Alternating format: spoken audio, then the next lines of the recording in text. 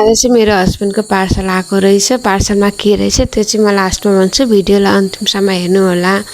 Welcome छ आजको मेरो ब्लगमा। बिहान नुहाएर अनि बाबु सुतिसकेको थियो अनि नानु चाहिँ खेल्दै थिए अनि त्यही भएर छिटो खाना पकाउँ भने खानामा चाहिँ के बनाऊँ भए हेर्छु त परवल र भिन्डी मात्र रहेछ। अनि परवलको चाहिँ के बनाऊँ, तरकारी मलाई मिठै लाग्दैन, तरकारी मन पर्दैन परवलको। अनि परवलको चाहिँ आज भरुवा बनाऊँ भनेको। तराईमा चाहिँ प्राय सबलाई भरुवा मनपर्छ परवलको, करेलाको चाहिँ म त्यति खाँदिनँ, परवलको चाहिँ धेरै मनपर्छ मलाई। अनि मैले परवलको भरुवा बनाउनतर्फ लागेँ।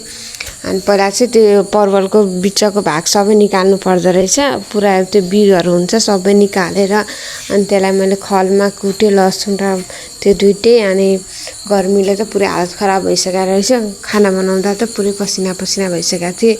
त्यसपछि हल्का तेल हालेर अलि जिरा हाल्दै, जिरा अनि लसुन प्याजहरू सबै हालेर, खुर्सानी सबै हालेर अनि अघिको त्यो निकालेको बिउ परवलको त्यो राखेर भुटेर अनि त्यसमा हल्का नुन, बेसार, धनिया, गरम मसला, खुर्सानी हालेर एकछिन फ्राई गर्ने लो हिटमा। फेरि धेरै हिट भयो भने फेरि डढ्छ, डढेपछि मिठो लाग्दैन।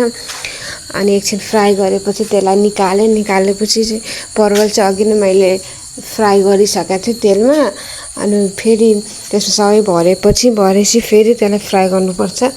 80% जति पाकिसक्यो, 20% मात्र पकाउनुपर्छ। अनि सबै भरेर राखेँ। अनि पछि हल्का तेल मैले फेरि कराहीमा राख्दै, त्यही कराहीमा अनि हल्का राखेर सबै भरेर अनि त्यसमा फेरि राख्दै लो हिटमा। अनि 5-10 मिनट चाहिँ छोडिदियो भने त आफै पाक्छ।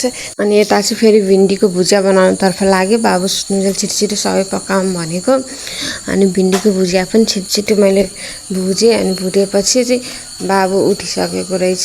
उठेपछि खेल्दै अनि रुन थालेपछि अब उसलाई एकछिन बोकेर अनि उसलाई फेरि बोकेर बाहिर घुमाइदिएँ। बाहिर घुमाएर छोरी चाहिँ नाच्दै थिइन्।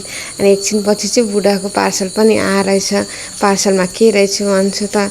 अनि बुढा चाहिँ पुरै पार्सल खोल्दै अनि गन्दै बस्नु भएर चाहिँ बेडमा। अनि म चाहिँ के हो भनेर खोल्नु न, म नि हेर्छु भने। अनि मलाई देखाउनु भयो, मलाई थाहा थिएन के हो भनेर। अनि हेर्छु त 7वटा टी-सर्ट रहेछ, अनलाइनबाट मगाउनु भएको रहेछ।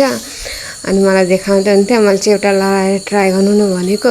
अनि उहाँले लाउनु भयो। अनि मैले चाहिँ उहाँको भिडियो बनाइदिएको। लगाएपछि फेरि उहाँले निकालेको जति सबै पट्याएर राख्नुभयो।